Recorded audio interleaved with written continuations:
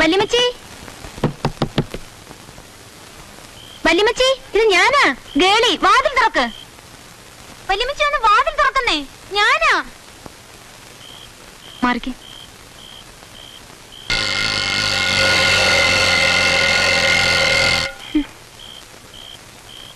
ഇതൊന്ന് പിടിച്ചേ.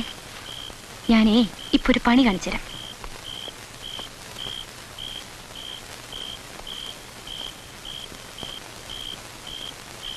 എടാ,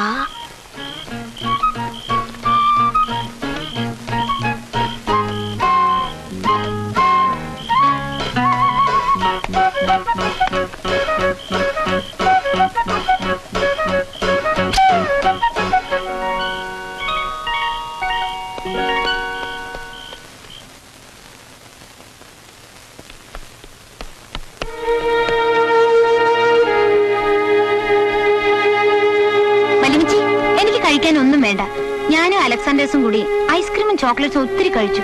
വയറ് വല്ലാതെ നിറഞ്ഞു. ഓ, അല്ലേലും വല്യമ്മച്ചി എനിക്കൊന്നും തരില്ലല്ലോ.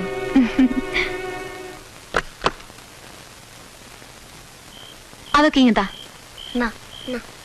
ഇന്നേ എല്ലാവരും വീട്ടിൽ പോയി ഒന്നും പഠിക്കാതെ കിടന്ന് ഉറങ്ങിക്കോ. അപ്പൊ നാളെ കാണോ? കാണാം. ഒന്ന് ബെല്ലടിച്ചോട്ടെ. വാന്നയല്ലേ റൊട്ടി തീറ്റിക്കും. Good night. Good night. ആ, വല്യമ്മച്ചി വല്ലതും കഴിച്ചിട്ട് നേരത്തെ കിടന്ന് ഉറങ്ങിക്കോളൂ. എനിക്ക് ഇച്ചിരി ജോലിയുണ്ട്. അയ്യോ, പ്രാർത്ഥിച്ചില്ല.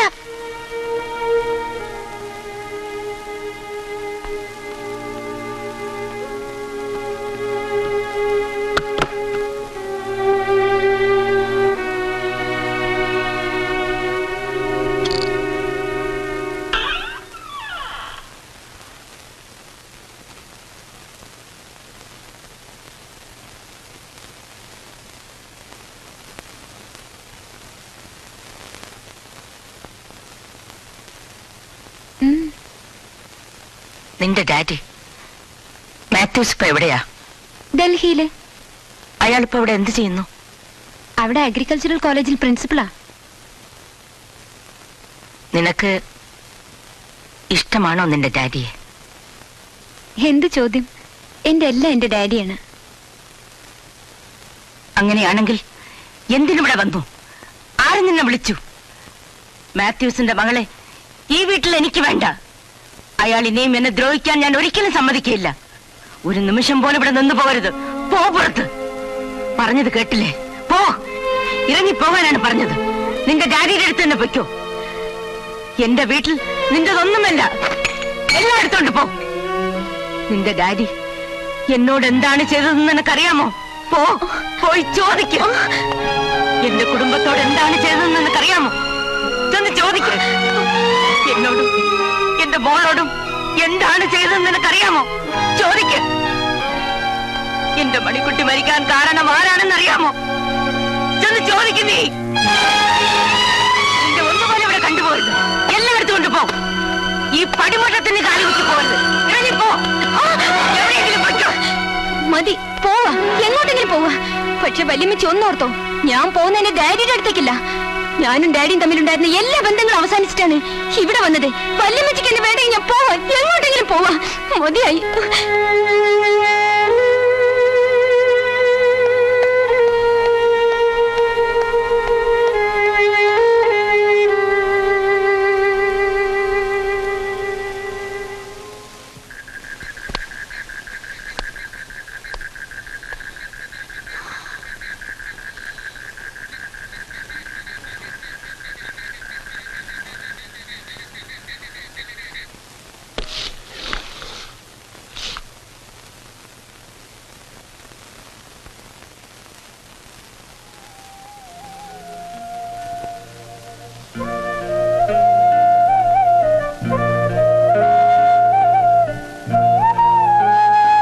വേണ്ടിയാണ് മോളെ ഇത്രയും കാലം ഞാൻ കാത്തിരുന്നത്. എല്ലാ മുഖങ്ങളും ഞാൻ വെറുത്തത് നിന്റെ മുഖം വീണ്ടും കാണാൻ വേണ്ടിയാണ്.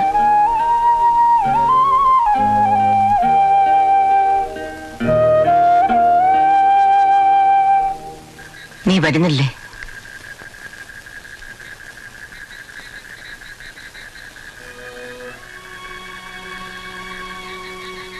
എങ്ങോട്ട്? വീട്ടിലേക്ക്. രാത്രിയല്ലേ, ഇന്നവിടെ കിടന്നുറങ്ങിയിട്ട് കാലത്തെ പോയാൽ മതി. ഒരു രാത്രിക്ക് താമസിക്കാൻ ആ വീടെന്താ ലോഡ്ജോ മറ്റോ ആണോ? എന്നാലും തല്ലി ഇറക്കിയിട്ട് തിരികെ വിളിക്കാൻ നാണമില്ലല്ലോ കുഞ്ഞുഞ്ഞമ്മ തോമസിന്. നിന്നോടൊന്നല്ല, മറ്റെല്ലാരോടും എങ്ങനെയാണ് പെരുമാറേണ്ടത് ഞാൻ മറന്നുപോയി. അതുകൊണ്ടാ. അധികം വർത്തമാനം പറയണ്ട. വരൂ വരൂ വരൂ കേളി. അറ്റ്ലീസ്റ്റ് എന്റെ പേരെങ്കിലും വിളിച്ചല്ലോ. ശരി.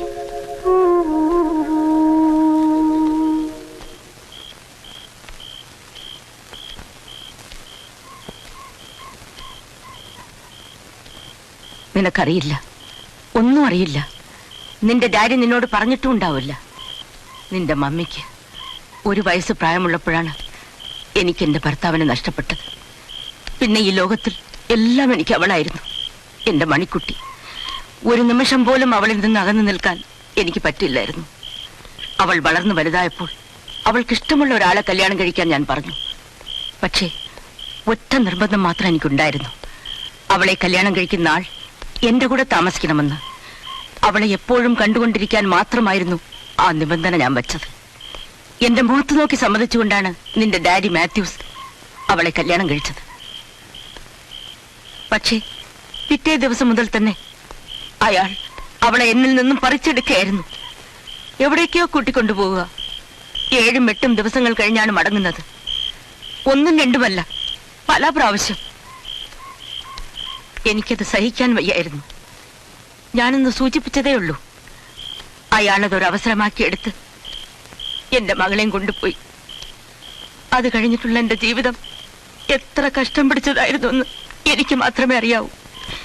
എന്റെ മണിക്കുട്ടിക്കും എന്നെ കാണാതിരിക്കാൻ പറ്റില്ലായിരുന്നു. അതുകൊണ്ടാണ് അവൾ നിന്നെ പ്രസവിക്കുന്ന സമയത്ത് ഒറ്റയ്ക്ക് എന്റെ അടുത്ത് വന്നത്. അന്നവൾ പറഞ്ഞു, നിന്റെ ഡാഡി അവളെ ഒരുപാട് ഉപദ്രവിക്കുമായിരുന്നു എന്നൊക്കെ. പഴയതുപോലെ തന്നെ ഞാൻ അവളെ സ്നേഹിക്കുകയും ലാളിക്കുകയും ശുശ്രൂഷിക്കുകയും ചെയ്തു. അങ്ങനെ ഒരു ക്രിസ്മസ് രാത്രിയിൽ അവൾ പ്രസവിച്ചു നിന്നെ. കുറച്ചുനാൾ കഴിഞ്ഞപ്പോൾ കുഞ്ഞിനെ കാണണമെന്നും പറഞ്ഞ് അയാൾ വന്നു. പിന്നെ ദിവസവും വരാൻ തുടങ്ങി. നിനക്ക് 5 മാസമായപ്പോൾ ഞാൻ അറിഞ്ഞു കുഞ്ഞിനെയും തള്ളയും കൊണ്ടുപോകാൻ അയാൾ ശ്രമിക്കുകയാണെന്ന്.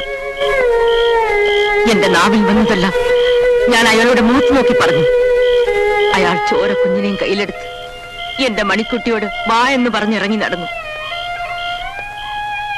പെറ്റ വയറല്ലേ പൊട്ടിക്കരഞ്ഞുകൊണ്ട് എന്റെ മകൾ എന്നോട് യാത്ര പറഞ്ഞിറങ്ങി. അതായിരുന്നു അവസാനം. പിന്നെ ഞാൻ അവളെ കണ്ടതേയില്ല.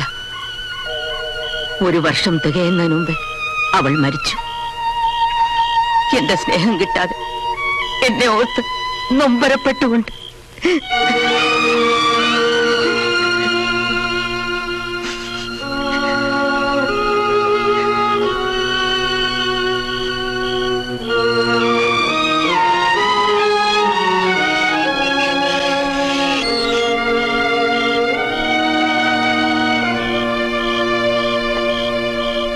എന്നിട്ടും ഞാൻ അയാളുടെ അടുക്കൽ പോയി. നിന്നെ എനിക്ക് താ, ഞാൻ വളർത്തിക്കൊള്ളാമെന്ന് പറഞ്ഞു. അയാൾ സമ്മതിച്ചില്ല. പെൺകുഞ്ഞല്ലേ. ഞാൻ അയാളുടെ കാൽക്കൽ വീണ് അപേക്ഷിച്ചു. അയാൾ തന്നില്ല. മറ്റൊരു നിവൃത്തിയുമില്ലാതെ വന്നപ്പോൾ നിന്നെ വിട്ടുകിട്ടുവാൻ വേണ്ടി ഞാൻ കേസ് കൊടുത്തു. അപ്പോഴെങ്കിലും അയാൾക്ക് നിന്നെ എന്നെ ഏൽപ്പിക്കാമായിരുന്നു. അയാൾ എതിർ കേസ് കൊടുത്തു.